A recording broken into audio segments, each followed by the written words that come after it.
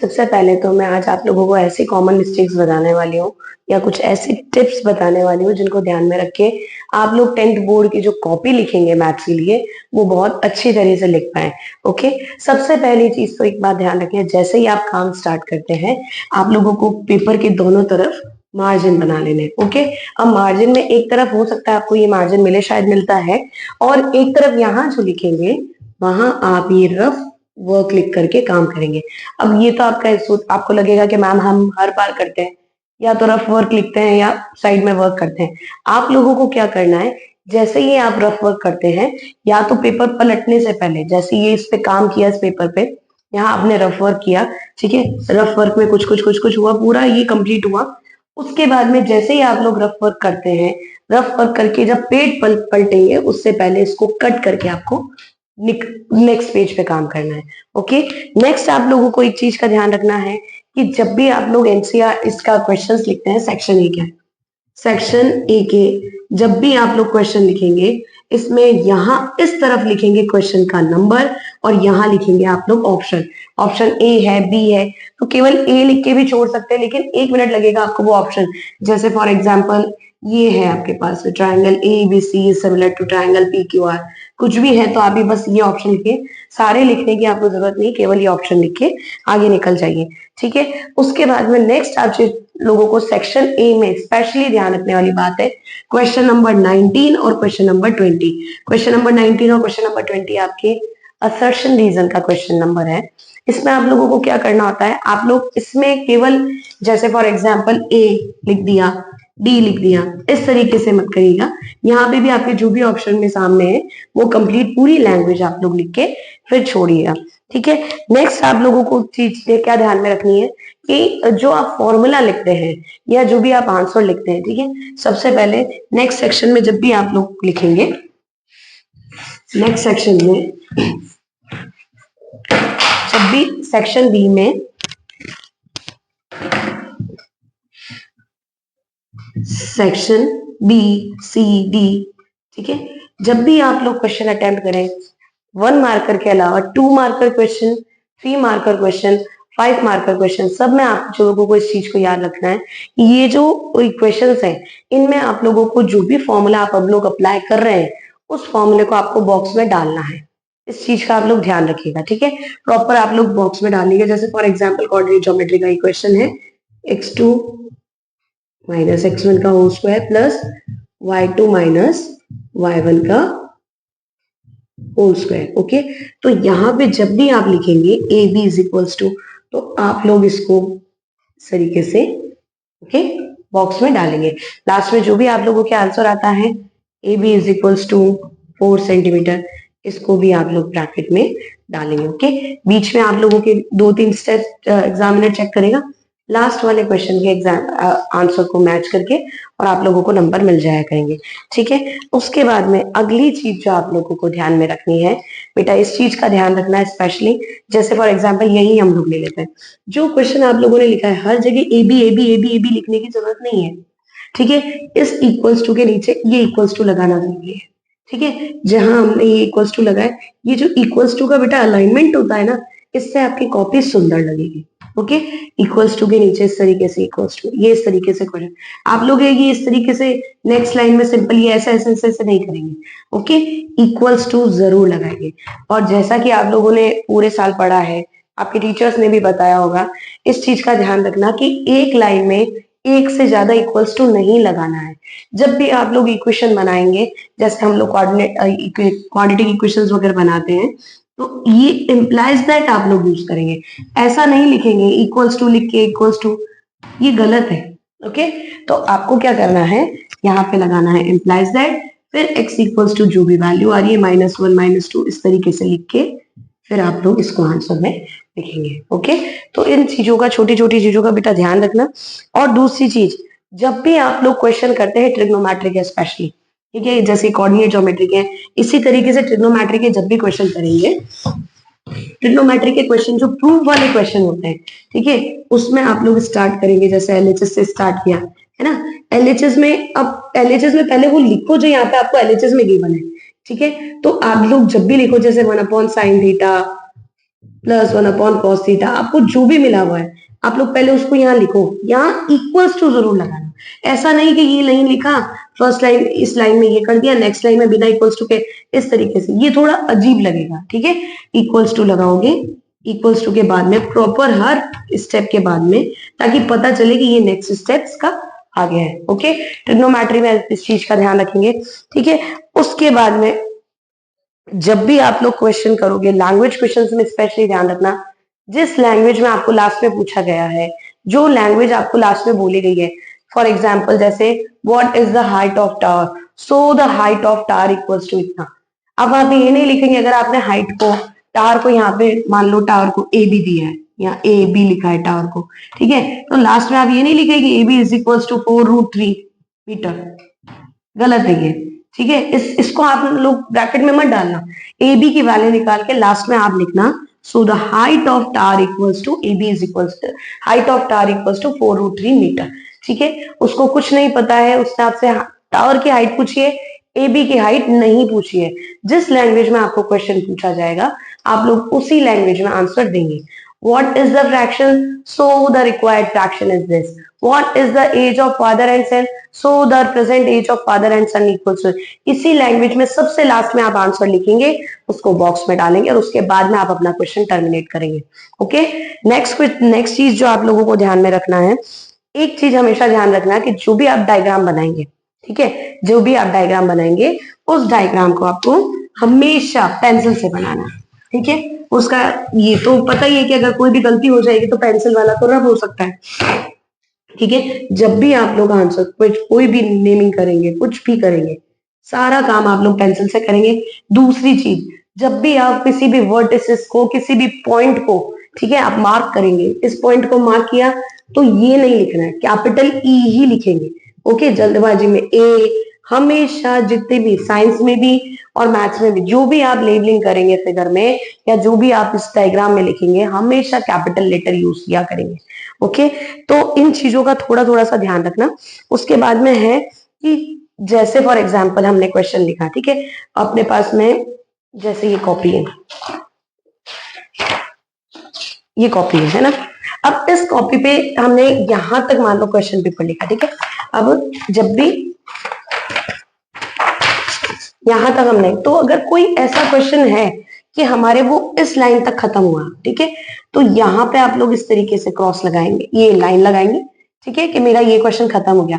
अब एक बात देखो बेटा कि आप लोगों के पास में कितनी लाइन बच रही है, 4 लाइन और बच रही है, ठीक है। तो आप अगर इतना ही क्वेश्चन है कि आप यहाँ कुछ कर सकते हैं उसको प्रॉपर, तो आप अटेम्प्ट करिएगा। मेरे हिसाब से इतना सा कोई क्वेश्चन नहीं होगा, तो आप लोग क्या करेंगे, इस लाइन को जैसे फॉर एग्जाम्पल यहाँ पे आपके क्वेश्चन खत्म हुआ, यहाँ आपने लाइन लगाई, इस लाइन को यहाँ लगाने की बजाय आप यहाँ लगाइए, ठीक है। तो उससे क्या होगा, आपकी स्पेस भी कवर हो जाएगा और नया क्वेश्चन आप लोग इस पेज से स्टार्ट नहीं करेंगे। ओके, नया क्वेश्चन आप लोग इस पेज से स्टार्ट नहीं करेंगे। उसका एक रीजन है, क्योंकि जब भी आप क्वेश्चन करेंगे, एक और बात ध्यान रखना, हम जब भी क्वेश्चन करते हैं तो टू फाइंड, सबसे पहले आप लोग लिखेंगे गिवन, टू फाइंड, अगर कुछ एक्स वगैरह की वैल्यू कुछ भी फाइंड करना है तो आप वो लोग टू फाइंड लिखना, और अगर प्रूफ करना है तो टू प्रूफ। ओके, पहले तो इस चीज का ध्यान रखना। उसके बाद में गिवन लिख लिया, टू फाइंड लिख लिया, टू प्रूव लिख लिया, उसके बाद आप लोग सोल्यूशन स्टार्ट करेंगे। अगर कुछ फाइंड करना है तो सोल्यूशन लिखेंगे, और अगर कुछ प्रूव करना है तो प्रूफ लिखेंगे। ओके, तो इस तरीके से आप लोग इसका लिखेंगे, तो चीज का ध्यान रखना। अब बेटा जब भी आप लोग क्वेश्चन अटेम्प्ट करते हैं, तो फॉर एग्जांपल समझिए मैंने यहाँ लाइन लगाई, नेक्स्ट क्वेश्चन मैंने यहाँ से स्टार्ट किया, तो जब मैं यहाँ से स्टार्ट करूंगी तो मैं इन 3 लाइन में क्या लिख पाऊंगी, गिवन लिख पाऊंगी, टू फाइंड लिख पाऊंगी, प्रूव लिख पाऊंगी, और सॉल्यूशन की एक लाइन स्टार्ट कर पाऊंगी। इतने में आपका ये पेज फुल हो जाएगा। फिर आप पेज पलटेंगे, जब भी पेज पलटेंगे, पेज पलट पलट के पीछे से इंफॉर्मेशन देखेंगे, या फिर बार बार पेपर में देखेंगे, इससे आपका टाइम खराब होगा, प्लस एग्जामिनर को भी बेटा कॉपी चेक करने में प्रॉब्लम होगी। तो आप लोगों को इस चीज का थोड़ा सा ध्यान रखना है कि जब भी आप पेपर अटेम्प्ट करें, अगर आपको प्रॉपर स्पेस नहीं दिख रही है तो आप 2 लाइन नीचे छोड़ करके वहां लाइन लगाएंगे और उस पेपर को छोड़ दीजिए, नेक्स्ट पेज से आप लोग क्वेश्चन स्टार्ट करेंगे, ठीक है। अब आप लोग जब भी ये लिखते हैं, सबसे पहली चीज जो बेटा बहुत आपकी कॉपी को अच्छा बना सकता है, आपकी स्पीड को भी थोड़ा इंप्रूव कर सकता है। रफ कैलकुलेशन जो आप लोग करते हैं, ठीक है, रफ कैलकुलेशन मैं ये प्रेफर करती हूँ कि जिस पेज पे आप काम कर रहे हैं, क्वेश्चन नंबर 1 अगर आपने यहाँ अटेम्प्ट किया है तो क्वेश्चन नंबर 1 का रफ वर्क भी आप यहाँ सामने करें, यहाँ सामने करें। ट्राई करें कि हमें पता है कि हमारा क्वेश्चन इतने में खत्म हो जाएगा, यहाँ क्वेश्चन नंबर 2 आने वाला है, तो यहां तक हमारे क्वेश्चन नंबर 1 का रफ वर्क है। क्वेश्चन नंबर 1 का रफ वर्क यहां तक खत्म। ये नहीं कि रफ है, एक ही क्वेश्चन में उस पेज पे आपको 3 क्वेश्चन अटेम्प्ट करना है और एक ही इतने से मार्जिन में आपने पूरा एक ही क्वेश्चन के लिए पूरा रफ वर्क भर दिया। ट्राई करें कि छोटा छोटा लिख करके, जैसे भी छोटा छोटा लिख करके, थोड़ा थोड़ा जितना सेक्शन आपने क्वेश्चन को दिया है उतना ही सेक्शन उसके रफ वर्क को दे, ठीक है। इससे क्या होगा, आपको अपनी गलती ढूंढने में, आपको ढूंढने में भी प्रॉब्लम नहीं होगी और सामने टीचर को भी लगेगा कि इसने इस क्वेश्चन का रफ वर्क वापस सामने किया है, ठीक है। ये मैं आप लोगों को पर्सनल एक्सपीरियंस से बता रही हूँ, क्योंकि जब मैं आपकी तरह बोर्ड एग्जाम देती थी तो बेटा इन सब चीजों का ध्यान रखती थी, तो मैंने भी अपने बोर्ड एग्जाम में 98% स्कोर किया है, ठीक है, मैथ्स में। ये मैं इसलिए बता रही हूँ क्योंकि मैंने ये सब चीजें कहीं से देख के नहीं सीखी है, पर्सनल एक्सपीरियंस और सब चीजों का ध्यान में रख के फिर ये चीजें आप लोगों तक लेके आई हूँ। तो जैसे क्वेश्चन नंबर 1 अटेम्प्ट किया है, इसका क्वेश्चन नंबर 1 का रफ, क्वेश्चन नंबर 2 अटेम्प्ट किया, क्वेश्चन नंबर 2 का रफ। अब एक और बात ध्यान रखना, आप लोग कहेंगे मैम हम तो यहाँ नहीं करेंगे, हम तो जो कॉपी का सबसे लास्ट पेज होता है, ठीक है, कॉपी के सबसे लास्ट पेज पे करेंगे।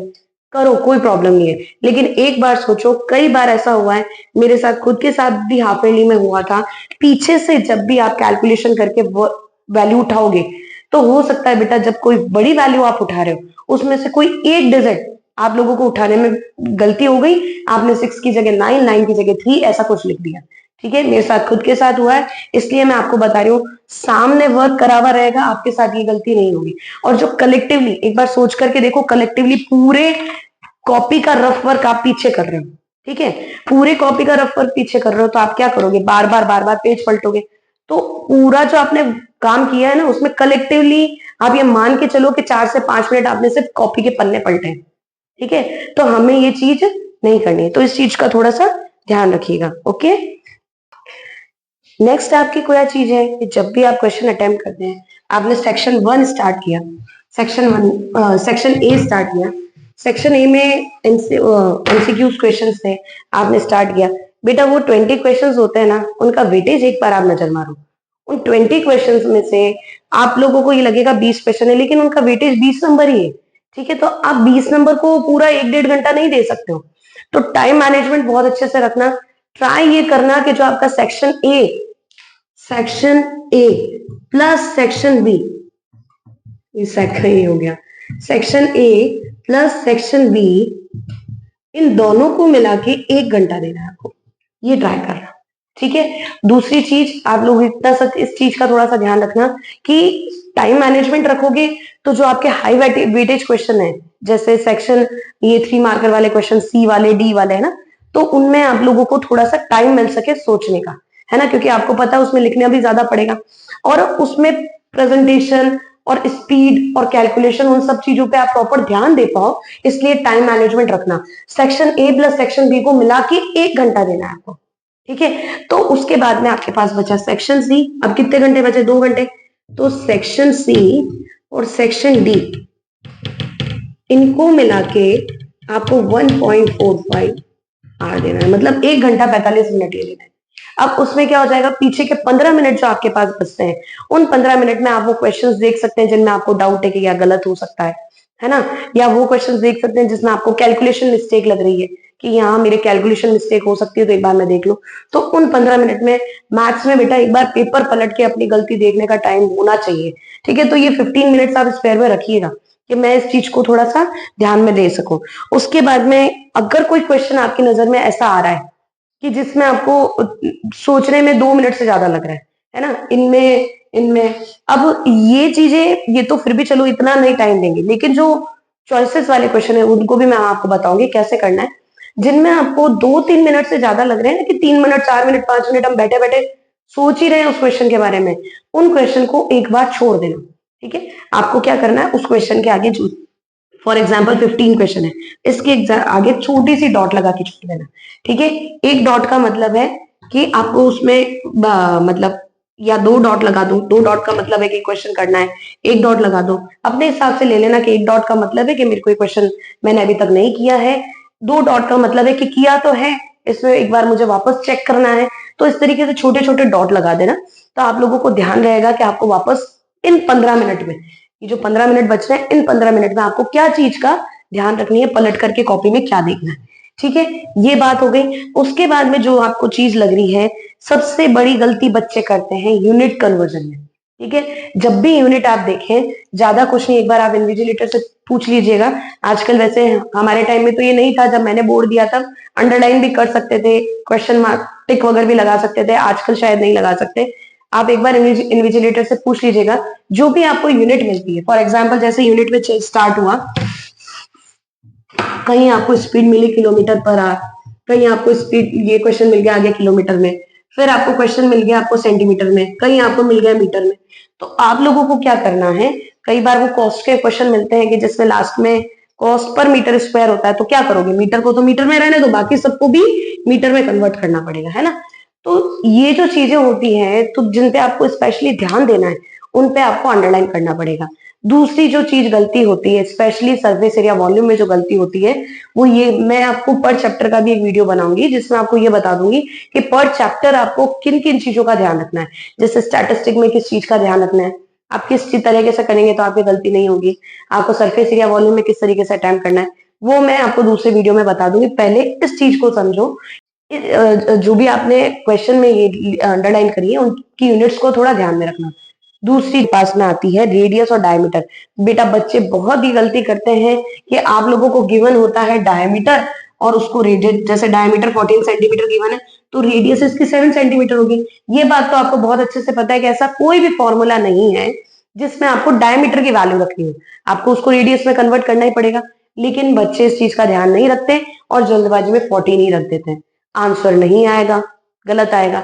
तो आप लोगों को क्या करना है, उस जगह भी थोड़ा सा अंडरलाइन कर लेना है कि मुझे यहाँ ध्यान रखना है कि मुझे यहाँ रेडियस नहीं गिवन है, मुझे यहाँ डायमीटर गिवन है, तो मुझे उस चीज का ध्यान रख के वापस उसको रेडियस में कन्वर्ट करना है।